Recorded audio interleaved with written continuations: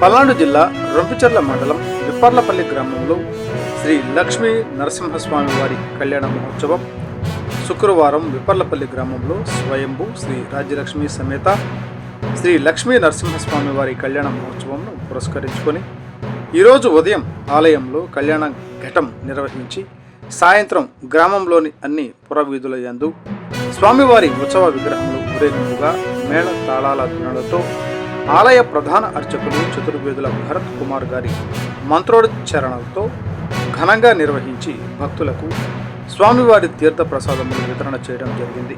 భక్తులు విరివిగా పాల్గొని తీర్థ ప్రసాదాలు స్వీకరించడం జరిగింది. వారిని వారి కుటుంబాన్ని ఆ లక్ష్మీనరసింహ వారు నెలవేళ కాపాడుతారు.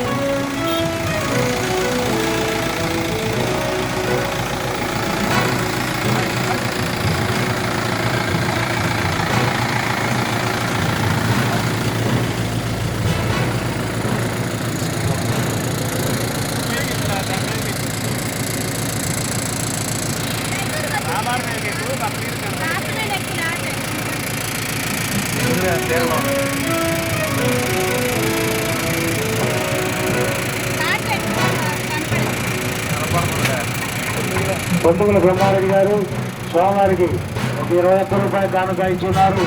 వారిని వారి కుటుంబాన్ని ఆ లక్ష్మీనరసింహస్వామి వారు ఎదనులుగా కాపాడుగాక.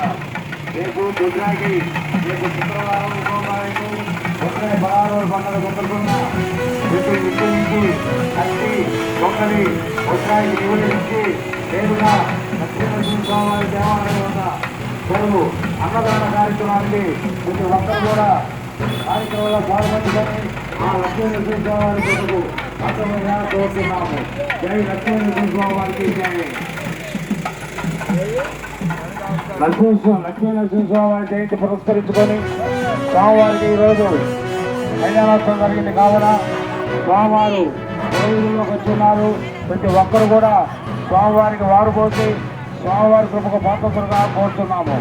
రేపు 8వ తారీఖు శుక్రవారం మన బొడ్రాయికి 16 రోజుల పండుగ సందర్భంగా ప్రతి ఇంటి నుంచి